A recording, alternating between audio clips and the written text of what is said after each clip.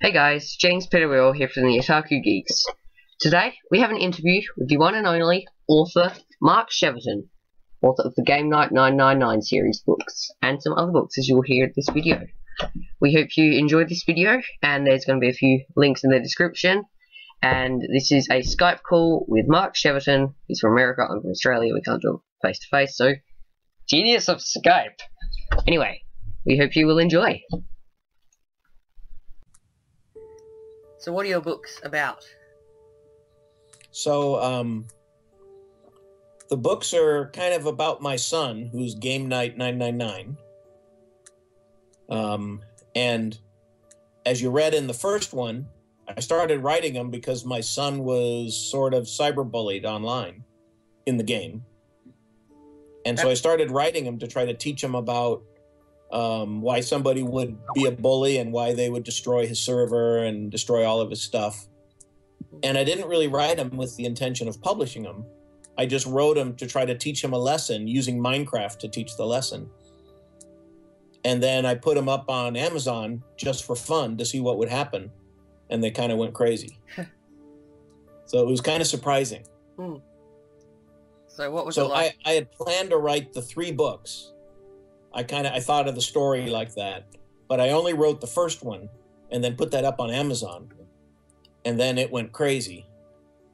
Yeah, there's the first one.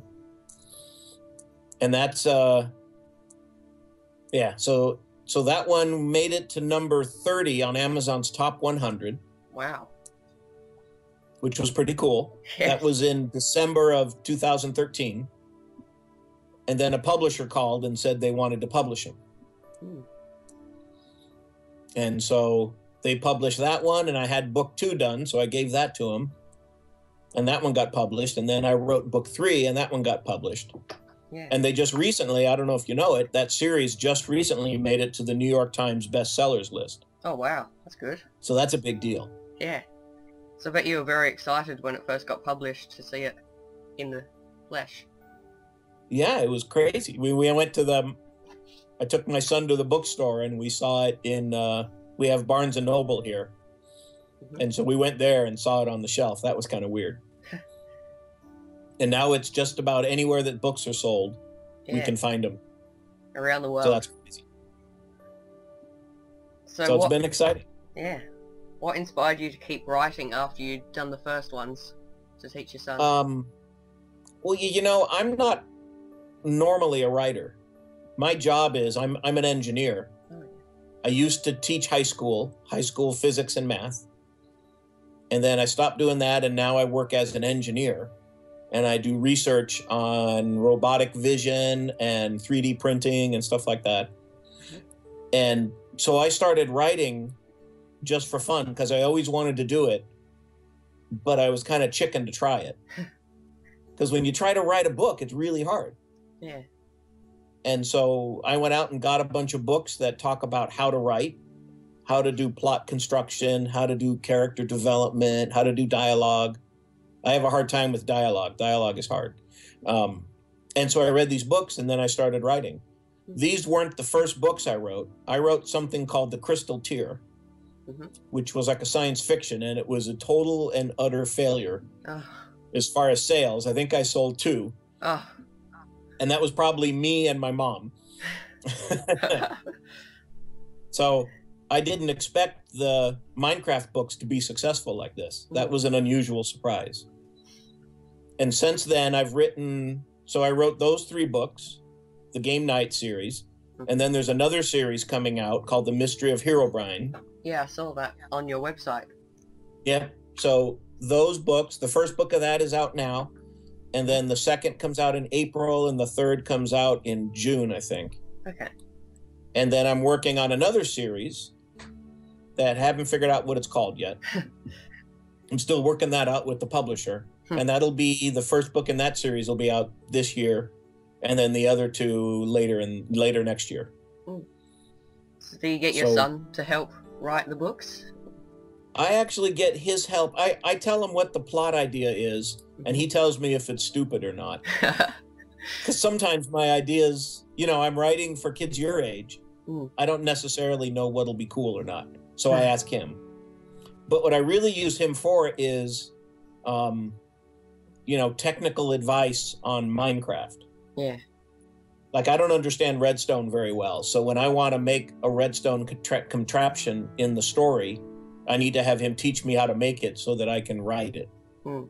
So he's the technical consultant, and he shows me how to do things in the game. Mm. So that's what he does. He helps me out with the technical part. Anyone who watches our channel will know that we're very excited about Minecraft, so when I saw these novels out in the bookstore, I was very excited to see it. Yeah, I think these were the first ones to be published. There's more of them out now, I think, a few, not very many.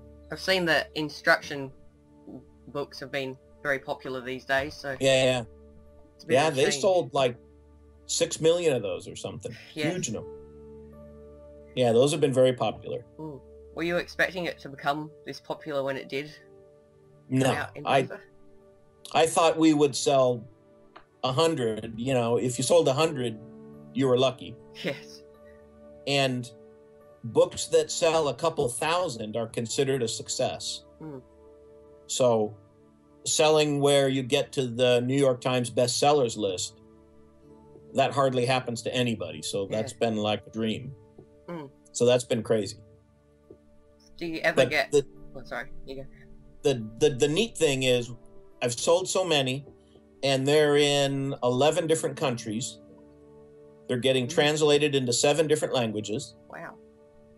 I get emails from people like yourself from all over the country, from all over the world, talking about Minecraft, and that's really cool. Yes. Do you ever use like ideas or buildings from your own worlds in your books? Well, I'm not really a builder. I like to mine. So when my son and I play Minecraft together, he likes me to be on his team because I like to mine and find stuff, and then I give it to him, and then he does the crafting and he does the building. So it's a good combination. He's a real good builder, and he's really good with redstone. He likes doing redstone. So is the character... And he's recently started doing command blocks, which I don't understand. Is the character in your books based off your son in most ways? Not really. It's his Minecraft name is Gameknight999. But as you know, in the first book, Gameknight999 starts kind of as a jerk, right? Yes. He's kind of a jerk, and then he becomes a nice guy. Yes. And so I was concerned that people would think my son is a jerk. So there's a little thing somewhere at the beginning that says Gameknight999 is not a jerk, he's a nice guy. It's on the very first page where it lists all the publisher stuff. At the very bottom, it says something down there. All the characteristics of Gameknight999 in the story are completely fabricated and do not represent the real Gameknight999, who is the opposite of his character in the book and is an awesome, caring individual. Right. I didn't want to have it known across the world that Gameknight999 was kind of a bully and a jerk, right? So I had the publisher put that in there just so people would know. Yes. So is there a moral behind it? Yeah. I think it's about, the first book is about the value of friendship. I didn't want to just write a book that's just a bunch of people running around in Minecraft killing monsters. Yes. I think what's made it successful and why people like it is because there is that moral story to it, that even a bad guy like Gameknight999 can be a hero. Yeah. And that's a powerful story for people. I know that... You go, sorry. The second book, the moral of that is really how to face your fears and how to not be afraid. And so that has really resonated with kids, and I've gotten a lot of emails from people saying that it really helped me deal with my own fears and helped me face challenges in my life. And that's what I was really striving for, was to teach something other than just killing zombies with your sword. Yes. I know when we first saw it in the bookstore, my dad was worried that it would just be boring about some person mining and finding zombies and killing zombies and building a house, but when I read through it a bit, I saw that there was more to it. It was more interesting, more in-depth. And if you look at a bunch of the books on Amazon, there's something like when I published the first book, there were only 3 other novels about Minecraft, and now there's a couple of hundred. But a lot of them are just that. They're people running around with swords, killing stuff, and that becomes boring after a while. Yeah. You know. I remember seeing one of them on Amazon. I thought, oh, Minecraft novel. Click on it, and it's just what you said. It's boring. Someone clicking away at their screen. Yeah. So what I learned when I've been learning how to write through this process, and there's something called the character arc, which is how your character grows and develops through the story. And that's what makes a book interesting to the reader, is seeing the character and empathizing with them and wanting them to be successful. And if you don't have that growth in there, it gets boring very quickly. Yeah. So, your books. Have you written any other books besides the tier 1 about other than Minecraft? So those were the Crystal Tier was the first one that I tried to write. And I didn't really know what I was doing when I was writing. And so that book ended up being 1,000 pages long. And so that's kind of too long. Yes. And so if you look on Amazon, you can see the covers on there, but it's not available anymore. But I also wrote some short stories that are about 50 or 60 pages long, that's set in that same world as the Crystal Tier. And those are called the Algae Voices of Azul, which have been stunningly unsuccessful as well. But those are there as well, and some people have got those and liked them. I actually wrote those so that when I would be traveling for work, I would leave those books on airplanes or in airports or in restaurants. I'd leave them all over the place for people to find. And so that's what I did with those a lot. I would buy up 50 or 100 of them, and then I would just take them with me when I travel for work and leave them all over the place. Like being a country boy, because I'm out in the country, not in the city, when we found these in the city, so I was surprised to actually see them in a bigger bookstore when I saw them. So I was hoping they'd be like eventually in small country stores as well, because we've got a bookstore down the road from us. Are they yet? I'm not sure. I'm going actually to the bookstore today to check, but I'm hoping that if they're not, they will get there soon. I'll have to recommend it to the people, because it's such a good book. If you tell them, they can look at whoever they get their books from. They have some distributor. Yeah. And if their distributor carries them, then they can get them. Yeah. Okay, well, so tell them that it's a New York Times bestseller, and that will motivate them to get them all in. Yes, it will. Well, thank you for answering these questions today. Sure.